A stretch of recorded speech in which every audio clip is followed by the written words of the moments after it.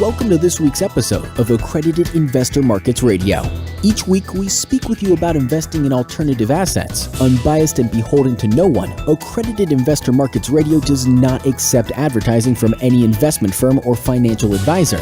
Accredited Investor Markets Radio is the spoken word sister of AccreditedInvestorMarkets.com, the internet's most comprehensive and unbiased educational resource about crowdfunding, angel investing, venture capital, private equity, private shares, and other investment classes beyond publicly traded stocks and bonds.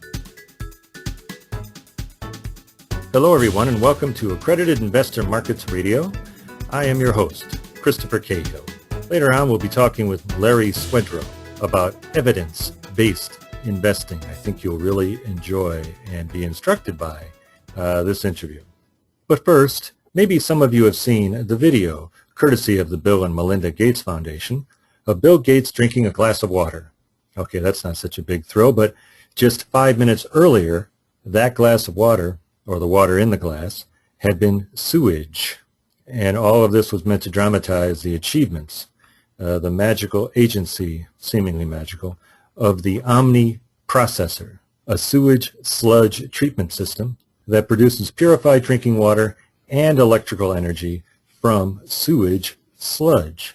Well, there's a clear promise here. That is, such a device could address poor sanitation, and at least 2 billion of the 7 billion souls on the planet lack access to proper sanitation. Further, it can help redress water shortages and even generate electricity.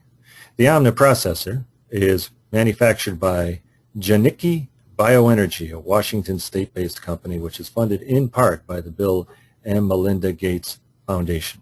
Now, I say all this in reference to an article in the New Yorker dated February 18, 2015 by Maria Konnikova entitled Problems Too Disgusting to Solve, taking as her point of departure the achievements of the OmniProcessor, which is up and running, by the way, in Washington State. Ms. Konnikova speculates that the application of this to solving human problems might be slowed, and indeed one could add investment in the OmniProcessor, assuming such is on tap. I don't know. But let's just say the investment in such a technological achievement runs up against a fundamental human problem, which is disgust.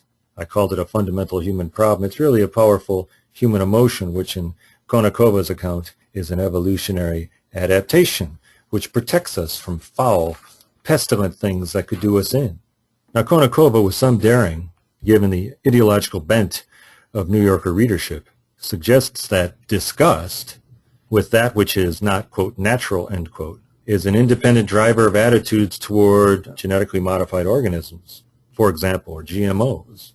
Less controversially, she points to a 2011 New Yorker article entitled Grub, which presents the case that insects are a great and good and unfortunately not fully embraced source of human nutrition.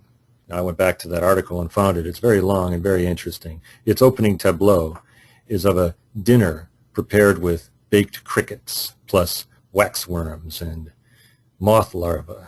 And I'm going to read to you a little from page 9 of the article. I'll paraphrase. 2 Dutch researchers organized an insect festival that drew 20,000 people. They were approached by several mealworm and cricket farmers who had been serving the pet food industry, but were interested in diversifying.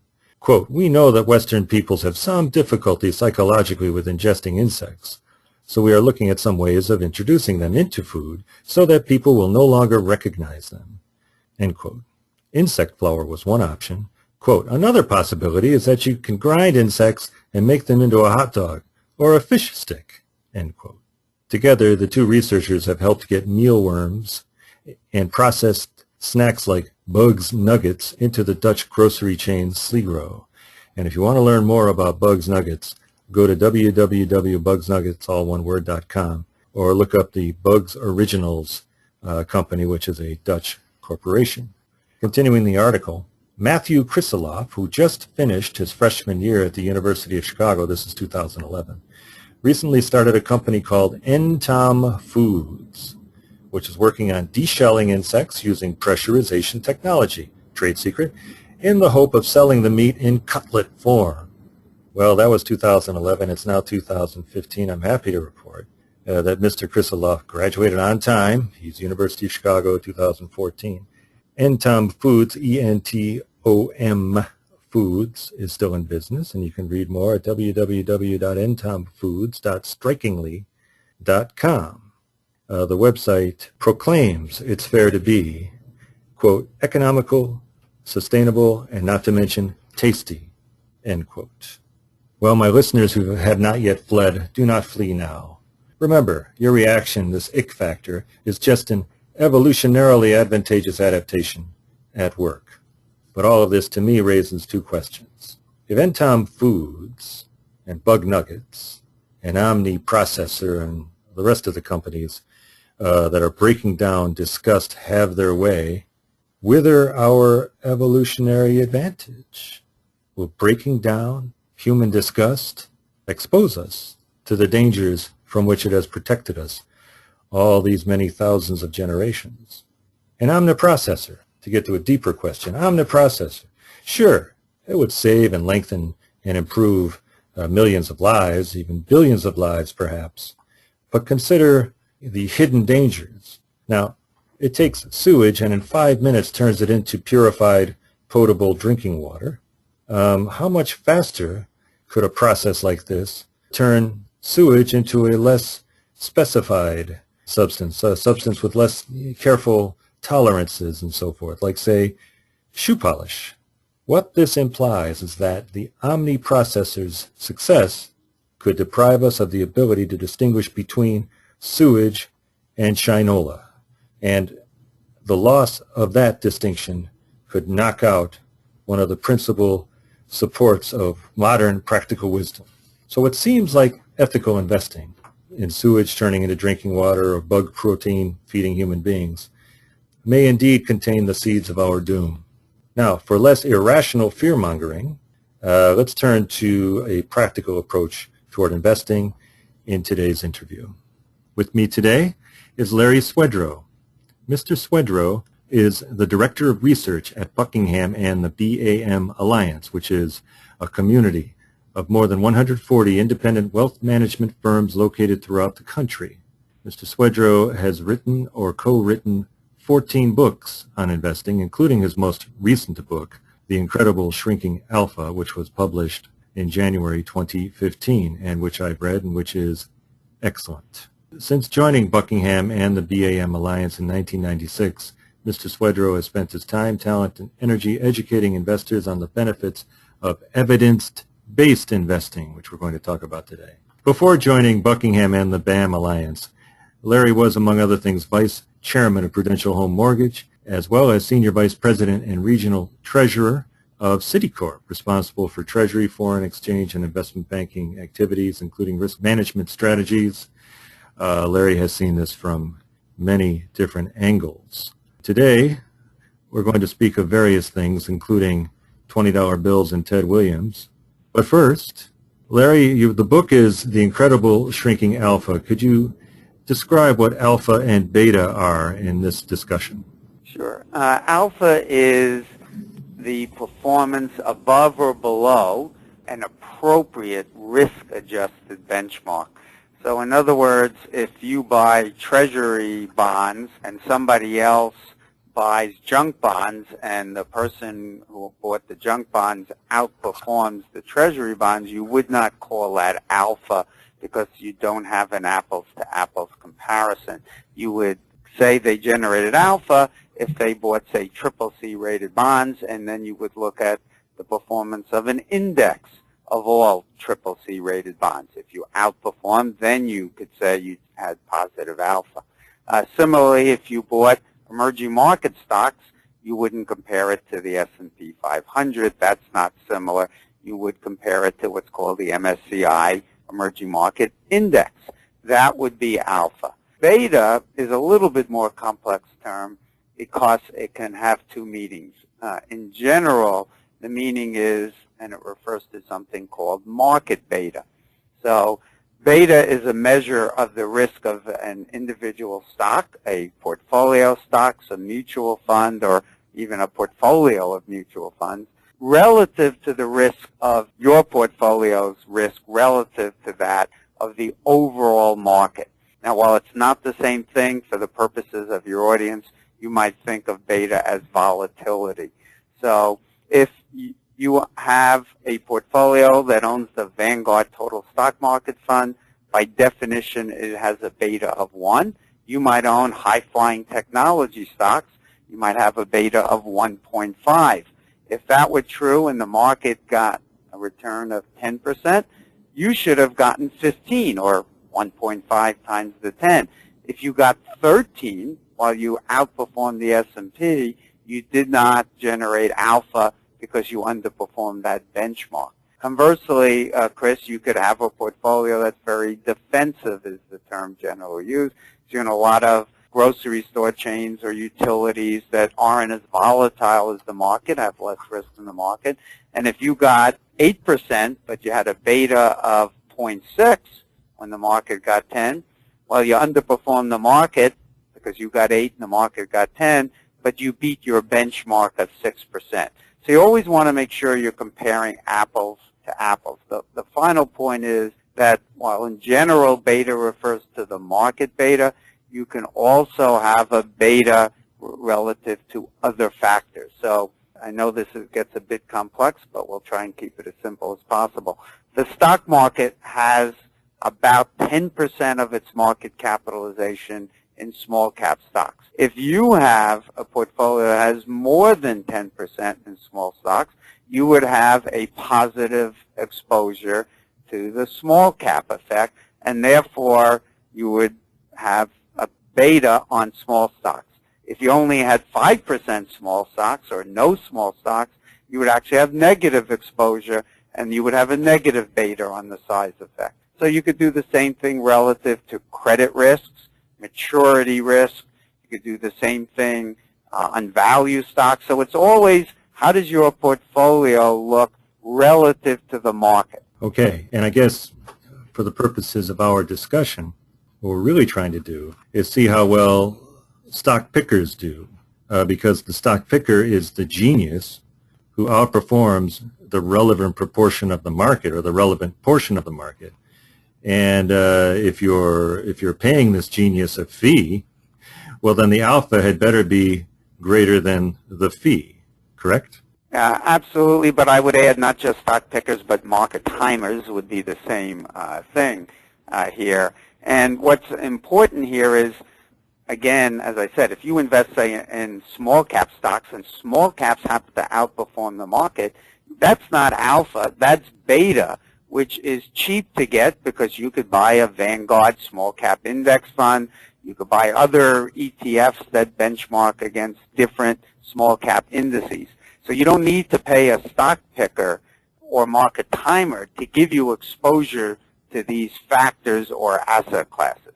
What you want is them to, if you're going to pay them, you're paying them to outperform. Well, all right, but there are some well-known geniuses out there. Among them Warren Buffett, for example, and he is credited with generating alpha, whether people use the term or not, but with timing and picking better than anybody else. Is it a real alpha? Certainly. Is it a real alpha? Right. Is it a real alpha is the real question, I guess. Right. So Warren Buffett is a very interesting case because Warren Buffett, true genius, was discovering the important factors or characteristics or traits, you might say, that you want to have a stock to have in order to include it in your portfolio. So Warren Buffett first was generally known, I think most people would say, as a value investor. By value, we mean buying stocks that have low prices relative to some metric. The most common ones are low prices to earnings, low prices to dividends, low prices to cash flow or sales. Any one of them can be considered a value metric. And Buffett had discovered this before the academics did. There were papers written in the 1980s showing that value stocks outperformed the market by about 5% a year. Now, prior to the publication of these papers, if you simply bought value stocks, you could claim alpha because you were truly beating the market, which was the benchmark at the time, and claim alpha. Once these papers were published, and the key paper was a 1992 paper by Professors Fama and French, and they showed that both small stocks and value stocks had outperformed, small stocks by about 3% a year and value stocks by 5%. So Buffett, he was generating a very large alpha. Much of it, however, was simply explained by his buying these value stocks, which were outperforming by 5% a year. You could get that by buying a value index fund. So Larry, then just to stay with the alpha beta thing, now everybody knows this because they can read Fama in French, and therefore it's no longer alpha, right? Hasn't alpha then just shrunk, to go back to the title of your book? Well, alpha didn't shrink. It disappeared, or transformed, I think is the better word. It became beta in the sense that if you want exposure to value stocks, you could buy an index like the S&P 500 Value Index or the MSCI Prime Market Value Index, the Russell 1000 or 2000 Value Indexes as well. So if you can turn something into a commodity, you no longer have to pay these, quote, geniuses to manage money for you. You can just buy an index fund. Now, the thing about Buffett is that he still was generating alpha beyond this value factor or returns. He was generating returns that were above the amount that could be explained by this factor. But in 2012, building on a series of other papers, a professor named Robert Novi Marx, he wrote a paper called Gross Profitability, and he demonstrated that companies that generated higher profits, also had higher margins, generated higher stock returns even though you paid higher prices for them. So for companies with low profit margins may have earned $1 and traded at 10, Buffett may have been paying 12 for a company that had the same dollar of earnings, but was more of this quality company generating higher profits, higher profit margins. And even though he paid a bit higher prices, he was still getting higher returns. And the academics expanded on this profitability factor. Buffett had been saying for decades that he liked to buy stocks that not only were cheap, but were quality. They had persistent growth in earnings. They had low volatility of earnings. They had low financial leverage and low operating leverage. And now, once you incorporate this factor, in addition to the value factor, there are two papers for those of your listeners who are interested. One is called Buffett's Alpha, and the other Betting Against Beta, that show that if you simply bought an index of stocks that had the same characteristics, Buffett's alpha disappears from any statistical significance. Investors could have done just as well. In other words, his true genius was not individual stock picking, but it was in identifying these characteristics, 30, 40, 50 years or more before the academics did, and one other thing. Famously, never engaging in a fire sale, panicking while all those around him were losing their heads. In fact, he would often be a buyer during such time. Oh, reading financial pages, one sees that lesson underscored again and again, and Buffett often referred to. But just to get back to the quality factor, does that mean that before this was discovered by academics, that quality stocks were systematically underpriced? You certainly could make that case. There are two possible explanations. One is the one that there was a behavioral error and people were systematically mispricing them. If that's true, that premium over time should disappear or at the very least shrink pretty quickly. There is another possible explanation that's been written in the literature. Companies that have high profit margins are therefore in industries that are likely to attract more competition because of the high margins. More competition creates more risk then for those companies. On the other hand, companies with low profitability, they're on the other side of that. Companies typically will exit. Some will go bankrupt, disappear, and you get less competition. pricing can get restored and your profitability gets restored. One other interesting point here that the academics raised, which is these companies tended to be more of growth companies, which means their earnings or cash flows are more in the distant future.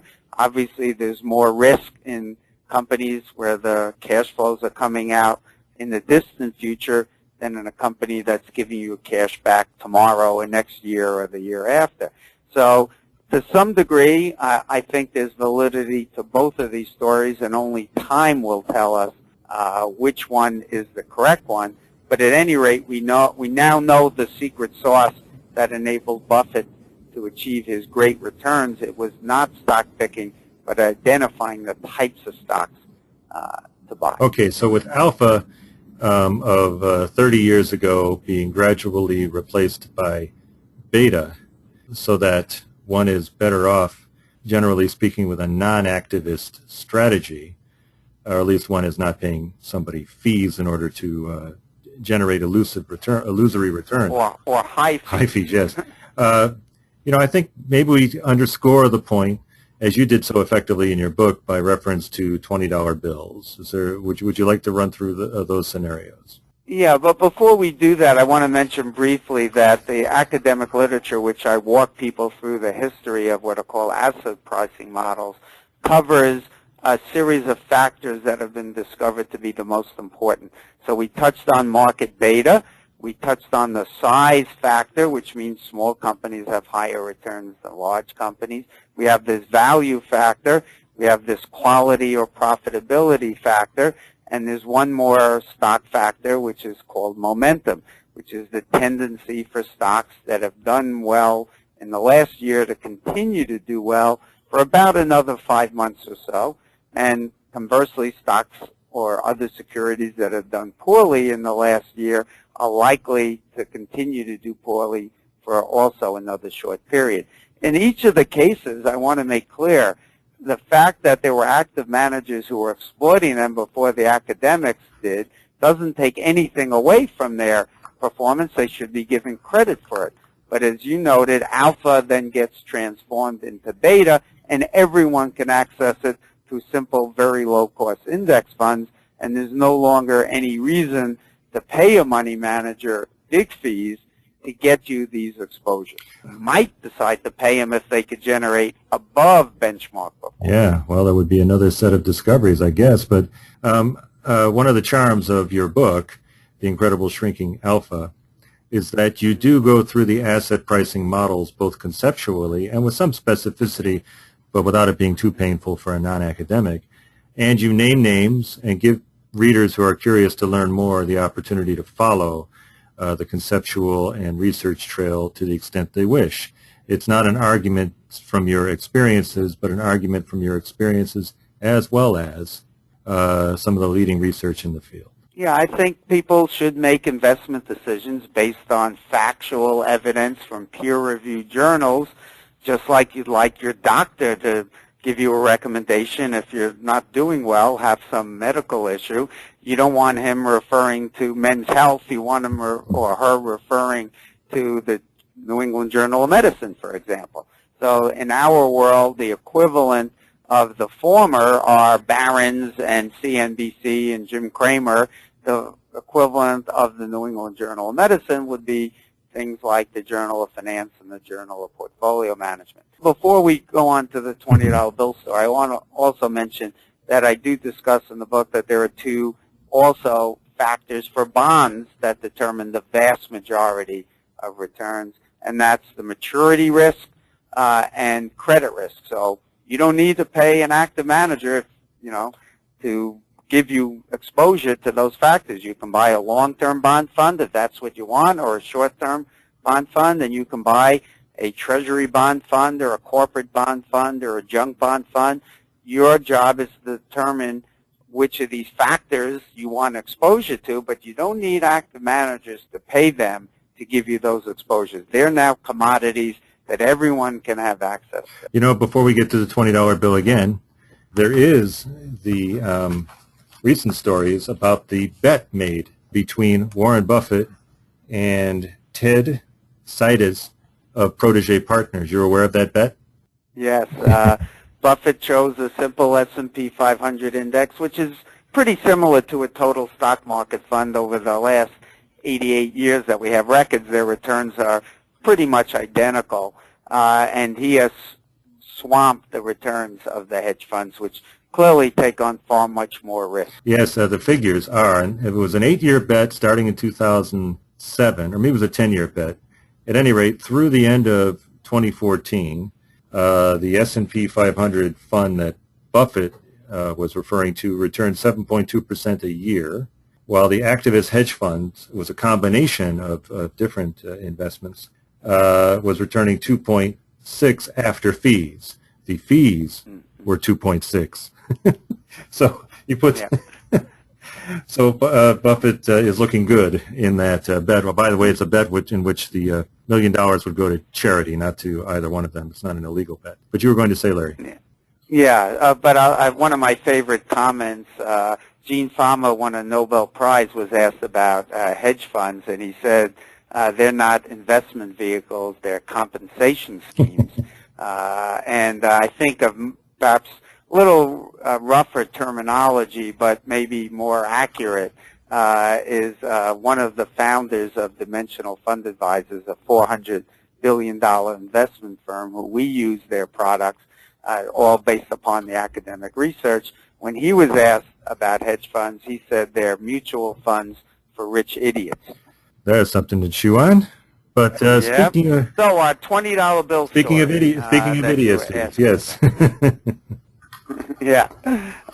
So there's an old joke that people like to tell about the efficient markets, whereas an economist who's a strong defender of the efficient markets hypothesis and a friend are walking down the street, and the friend sees, hey, there's a $20 bill on the ground. And the economist says, nah, it can't be there. If there was a $20 bill on the ground, somebody would have already picked it up. Now, that's a common joke among those who believe in active management. I think there's a much better analogy where the two are walking down the street, and the friend says, look, there's a $20 bill. But this time the economist says, boy, this must really be our lucky day. We better pick it up quick because the market is so efficient that it won't be there for very long.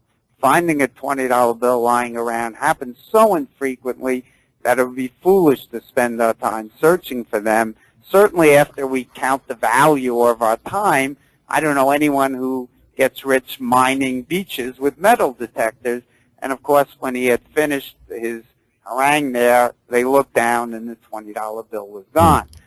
But then I have my own, what I call Hollywood version of the story, which they're walking down the street, they see the bill, the economist says, can't be there.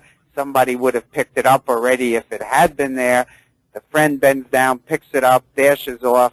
He decides this is an easy way to make a living. He quits his job, begins to search around the world for $20 bills lying on the ground. And a year later, the economist is walking down the street, sees his long-lost friend.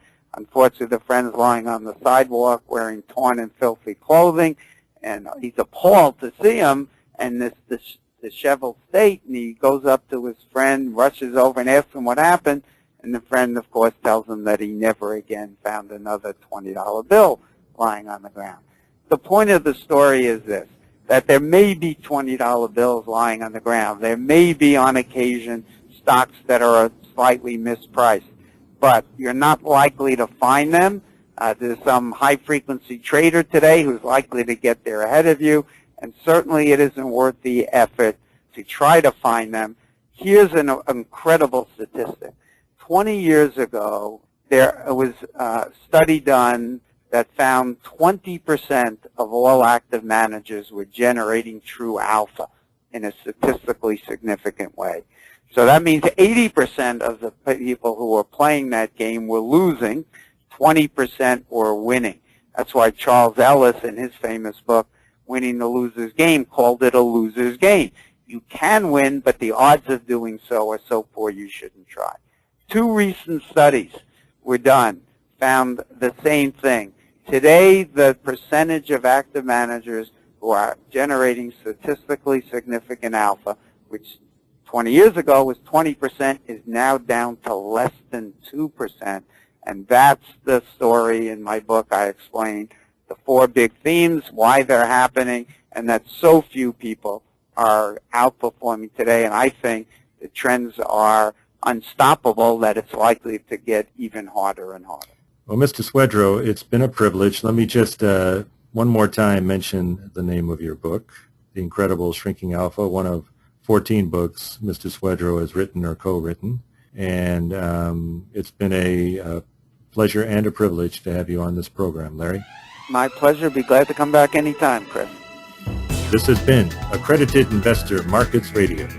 I am your host, Christopher Cahill. Accredited Investor Markets Radio is produced by Stephanie Strait.